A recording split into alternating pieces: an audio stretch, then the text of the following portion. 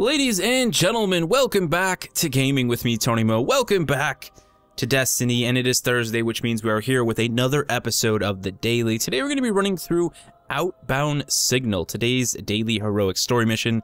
Track a signal from the Crash Cabal ship, board the Dreadnought, and put an end to this transmission to the stars.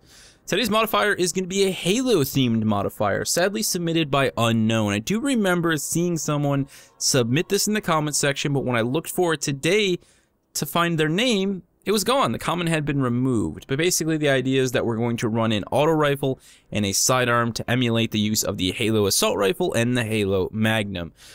Sadly, our sidearm will not really be able to compare to the Halo Magnum. We're actually going to go ahead and use the Iron Wraith D. The reason being for that is that because this sidearm actually seems to have a slower fire rate than all of the other sidearms. I know the statistics don't say that, and sadly this one has a fake suppressor on it which doesn't actually do anything to the radar in PvP, but you'll notice that it is a much more low fire rate, so it's the most comparable thing that we have to the Halo Magnum. Think of it more like the Halo 2 Magnum, which was dual wieldable, it didn't have zoom capabilities, and didn't hit nearly as hard as the Halo 1 or Halo 3 Magnum. So we're going to go with that. That's the way it's going to crumble.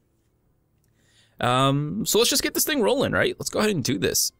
Now, you guys have been submitting lots of modifiers, and I love that. We've got a lot of options moving in the future, but what we need more of are topics of discussion and questions. There's not enough of those. I need a lot more. We actually have completely run out at this point.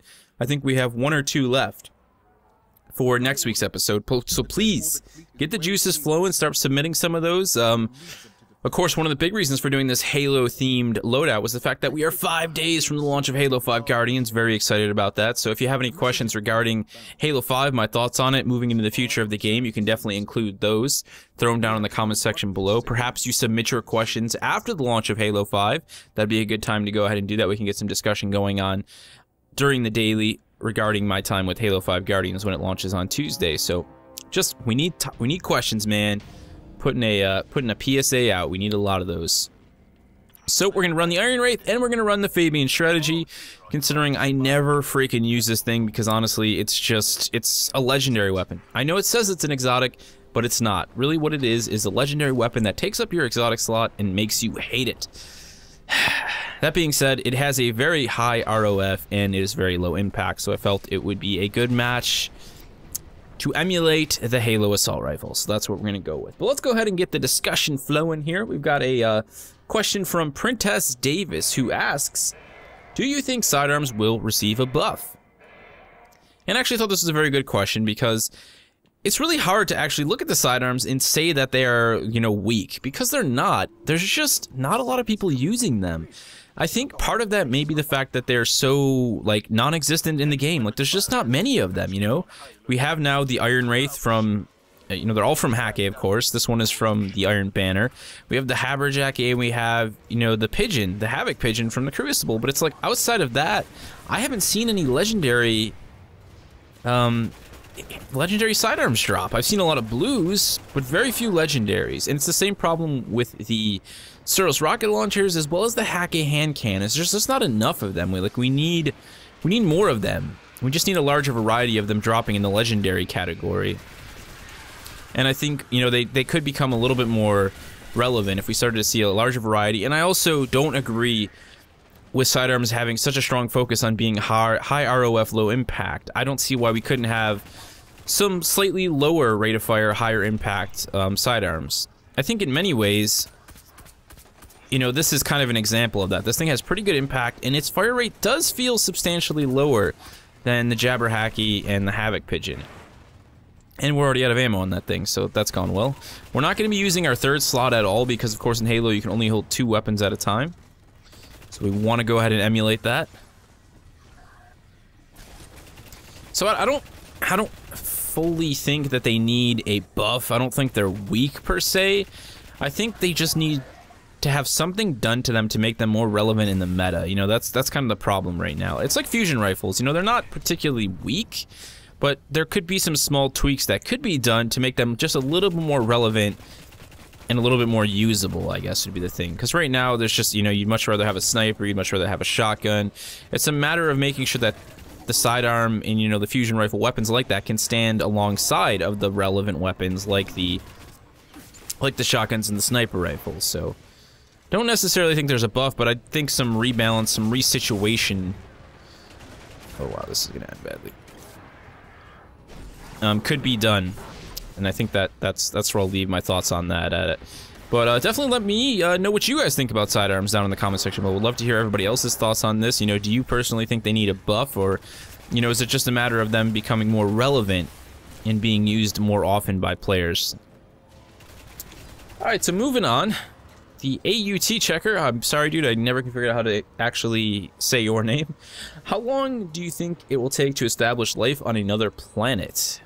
Or at least, you know, make some sort of a small colonization? That's actually a really interesting question. I'm in no way any sort of a astronomically intelligent person. Do I like the idea of space? Of course I do. That's why I like playing sci-fi games. You know, do I think a little bit about that? Do I like to be a little bit informed about the situation? Sure, but don't take my opinion as any sort of, you know, educated thought process. So, what do I actually think about that whole thing? Well, you know, it's interesting. I was just watching a documentary about Neil Armstrong. You know, talking...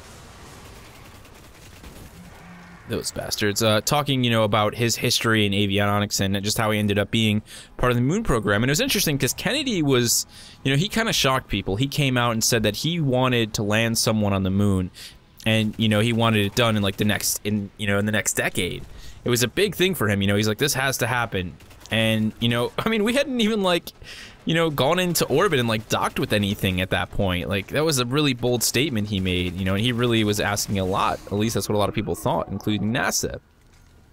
But look at, you know, like, 8 years after he said that, you know, they made it happen. You know, Neil Armstrong and Buzz Aldrin and, I always forget the third guy's name, you know, they were able to land 2 men on the moon. I mean, it was a huge step forward, and it didn't actually take that long. You know, it's a matter of the resources being put in the right place. Which is why I always thought, you know, imagine if we stripped a lot of the useless elements out of our life, you know, the consumption of unnecessary pieces of media, you know, things like alcohol and you know, cigarettes, just things that are just filler in people's lives, you know, they use them in times of boredom. More often than not, you know, outside of the uses of them for celebration. And even then, you know, it's like strip all of that stuff away and, you know, put a heavier focus, a heavier emphasis on, you know, self-education and self-thought, and then, you know, direct all of our resources to those sorts of things. And there's no doubt that we would excel much faster as a society. And right now, the space program's problem is, you know, that their funding has just been cut massively. It's not something that the president currently thinks is important, when in reality, you know, it's like, exploration into space has everything to do with the survival of the human race. You know, if we don't find a way to eventually leave this planet, it will eventually be destroyed by the sun, and we will be screwed. Or if it will eventually run out of resources, we'll overpopulate it, you know, and we'll be screwed. So, I honestly don't think I could ever even give a guess as to when we will actually colonize or, you know, establish some sort of a small base even on another planet.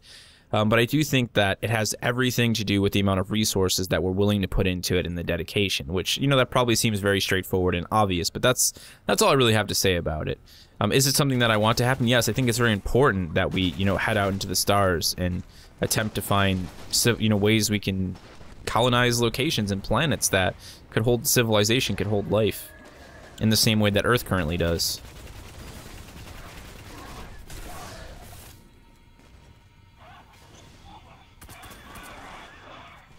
If I can get in close and hit this guy with my super, that'd be nice.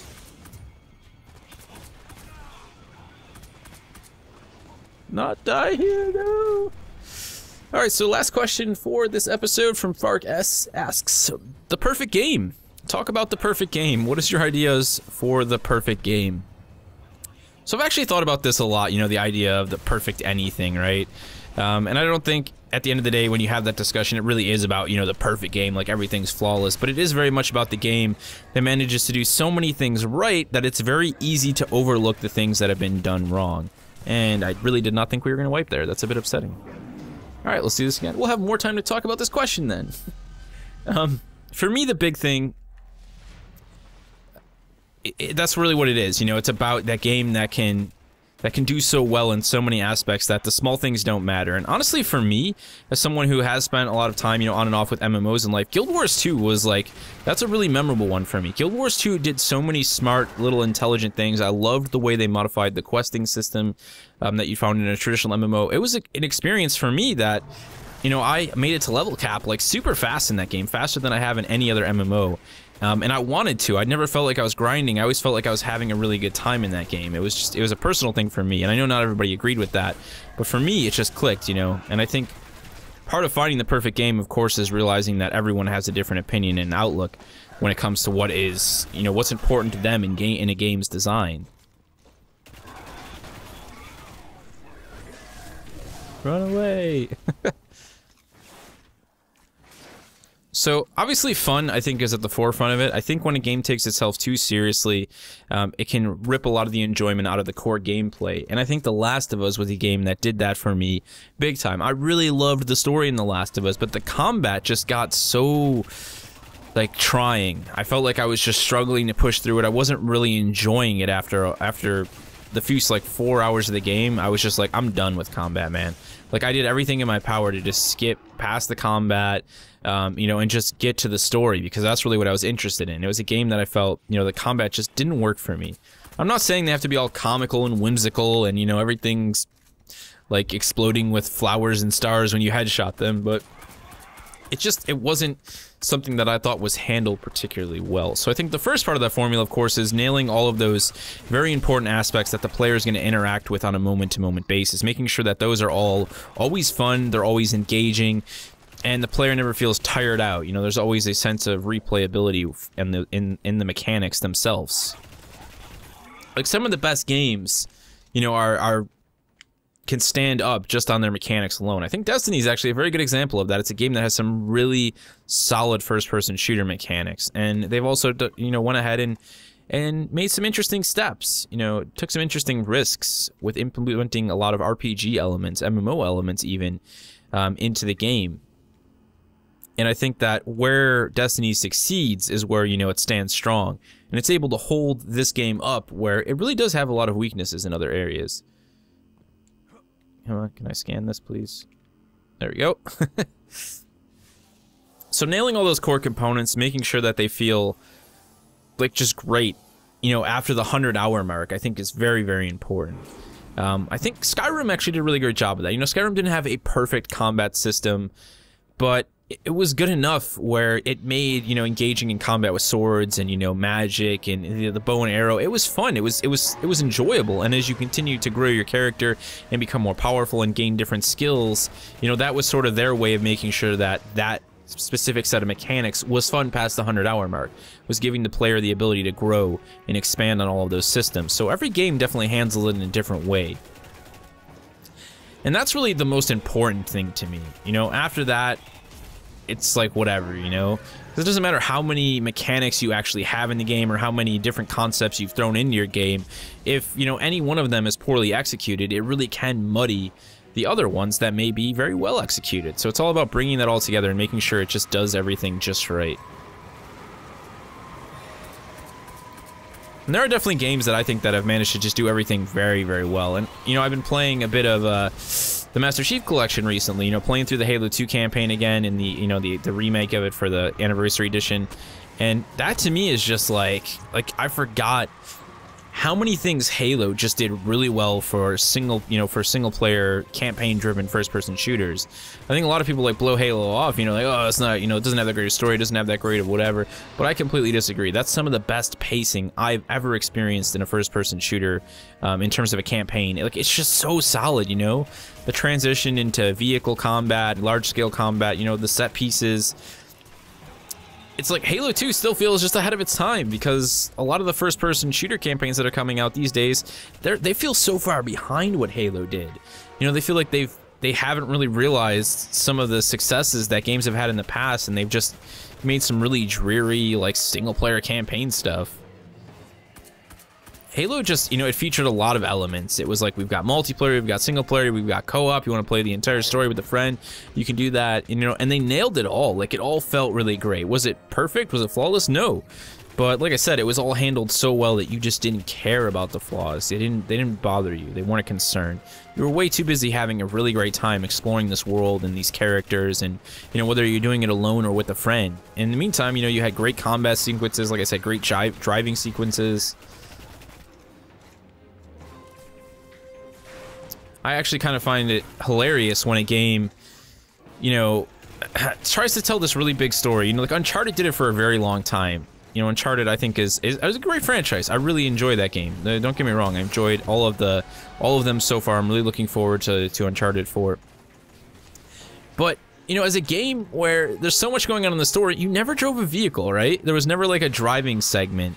Like this, an action sequence where they actually had you in a vehicle doing, some sort of cool chase sequence. And that always felt silly. The few moments where there was stuff like that, it was cutscenes, it was pre-canned, it wasn't like, anything. Let's just kill this guy quick. It wasn't anything the player could control. And now for the first time, we're seeing this footage for the new Uncharted, and they actually do having you drive vehicles, realizing like this can be an interesting way to break up the normal combat pace, the normal pace of the game, provide the player with a different experience, and it just makes sense, Someone who is living a life like, like Nathan Drake is bound to get in some sort of an epic car chase eventually. It's just feels mandatory. And it's silly when games exclude mechanics and things like that. Obviously, there's a lot of stuff that goes on behind the scenes as to why a game might not have a certain set of mechanics or a certain set of features, or maybe that got cut, maybe it didn't get cut. That's a whole bunch of other stuff. But speaking purely from a, what do I want in a game perspective, that's the kind of stuff I like seeing. I like seeing variety. I like seeing great pacing. So that turned into a huge giant ramble, but that's a discussion that I think everyone who plays video games could have for probably hours and hours on end. So I definitely would like to hear from you guys. What are some of the criteria that you look for in a game that you would consider, perfect, quote unquote? Let's put it that way, because I don't think anything can ever be flawless. But I do think there are games, like I said, that you can ignore the flaws because of just how well everything else is done. So I really want to hear from you guys on that one. That's going to be a huge topic of discussion for this video, no doubt. So let us know all of your thoughts down in the comment section below. I want to thank you guys once again for joining me for another episode of The Daily. This series is actually going spectacularly well. I'm having a lot of fun doing it. And I do apologize, guys. I'm having some issues with my Elgato. I don't know what's going on, but it's like skipping bits and pieces of footage. I think this episode is going to be a-okay. I think I've solved the issue, but I do apologize for the last 3 episodes where that was a problem that had to be a bit irritating to watch. Thank you guys for your patience on that. Once again, if you guys have any topics or discussion elements or questions that you would like to see in a future episode of The Daily, please submit them down in the comment section below. We are running dry on questions and topics. I really need more of those, and I would appreciate any submissions you guys have for me. If you have any other questions for me regarding any of the topics that we discussed today, feel free to leave them down in the comment section below, and I will see you in the next one.